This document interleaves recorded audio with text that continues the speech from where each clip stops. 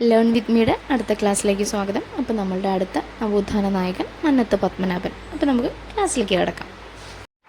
1878 ജനുവരി 2 കോട്ടയം ചങ്ങനാശ്ശേരിയിലെ പെരുന്നയിൽ ഈശ്വരൻ നമ്പൂതിരിയുടെയും പാർവതി അമ്മയുടെയും മകനായി ജനിച്ചു. 1970 ഫെബ്രുവരി 25 അദ്ദേഹം അന്തരിച്ചത്.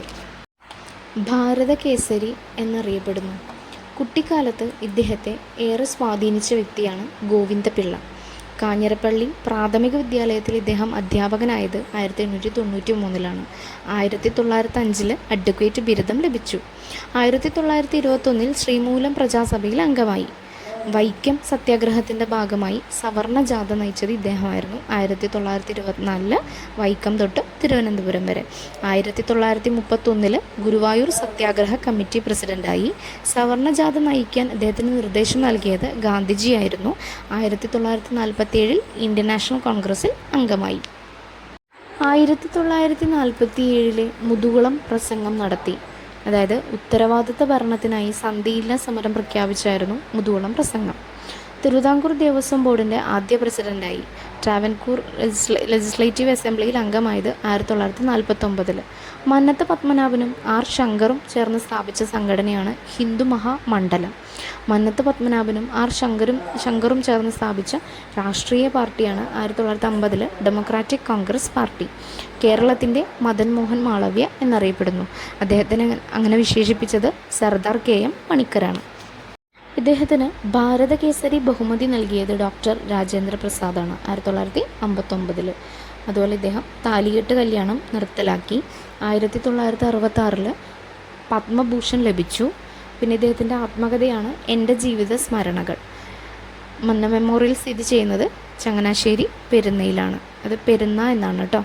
അതുപോലെ 1989 ഇന്ത്യൻ തപാൽ വകുപ്പ് ആദരസൂചകമായി സ്റ്റാമ്പ് പുറത്തിറക്കി. Mannath Padmanabhan and the revival of Nairs in Kerala എഴുതിയത് വി ബാലകൃഷ്ണൻ, ലീലാദേവി.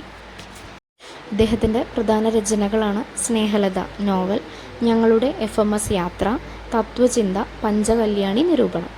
എൻ്റെ ദേവനും ദേവിയും എൻ്റെ സംഘടനയാണ് എന്ന് ആഹ്വാനം ചെയ്തു. കേരള ഗവൺമെൻറ് മന്നം ജയന്തി ജനുവരി 2 ആഘോഷിക്കുന്നു. പൊതു അവധിയായി പ്രഖ്യാപിച്ചത് 2014 തൊട്ടാണ്. കൊച്ചി ലെജിസ്ലേറ്റീവ് അസംബ്ലിയിൽ അംഗമായ ആദ്യ വനിതയാണ് തോട്ടക്കാട്ട് മാധവിയമ്മ, ഇദ്ദേഹത്തിൻ്റെ ഭാര്യ. നായർ സർവീസ് സൊസൈറ്റിയുടെ ആഭിമുഖ്യത്തിൽ വിദ്യാഭ്യാസ സ്ഥാപനങ്ങൾ തുടങ്ങാൻ മൂലധന ശേഖരണത്തിൻ്റെ ഭാഗമായി ഉത്പന്ന പിരിവിന് വീട് വീടാന്തരം കയറിയിറങ്ങുമ്പോൾ പാടാനായി പന്തളം KP രാമൻപിള്ള രചിച്ച പ്രാർത്ഥനാ ഗാനമാണ് അഖിലാണ്ട മണ്ഡലം അണിയിച്ചൊരുക്കി എന്ന് തുടങ്ങുന്നത്. ഇനി അടുത്തത് വിമോചന സമരം. EMS മന്ത്രിസഭയെ പുറത്താക്കുന്നതിനായി മന്നത്ത് പത്മനാഭൻ്റെ നേതൃത്വത്തിൽ നടന്ന സമരമാണ് വിമോചന സമരം. 1959 ജൂൺ 12 നടന്നത്. ഈ വിമോചന സമരം എന്ന വാക്ക് നിർദ്ദേശിച്ചത് പനമ്പള്ളി ഗോവിന്ദമേനോനാണ്.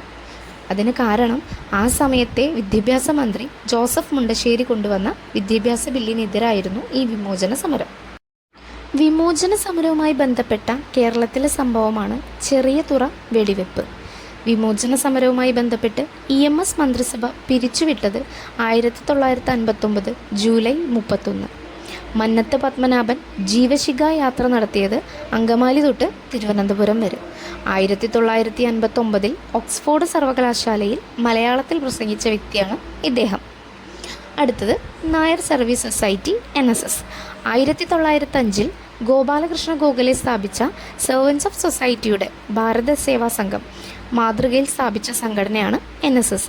നായർ സമുദായത്തിൻ്റെ ഉന്നമനത്തിനായി 1914 ഒക്ടോബർ 31 സ്ഥാപിച്ച സംഘടനയാണിത്. ഇതിൻ്റെ ആസ്ഥാനം ചങ്ങനാശ്ശേരി പെരുന്നയിലാണ്. ആദ്യകാലങ്ങളിൽ NSS അറിയപ്പെട്ടിരുന്നത് നായർ ഭൃത്യജന സംഘം എന്നായിരുന്നു. ഈ പേര് നിർദ്ദേശിച്ചത് കപ്പന കണ്ണൻ മേനോൻ. നായർ സർവീസ് സൊസൈറ്റി എന്ന് നാമകരണം ചെയ്തത് 1915 ജൂലൈ 11. നായർ സർവീസ് സൊസൈറ്റി എന്ന പേര് നിർദ്ദേശിച്ചത് K പരമപിള്ള.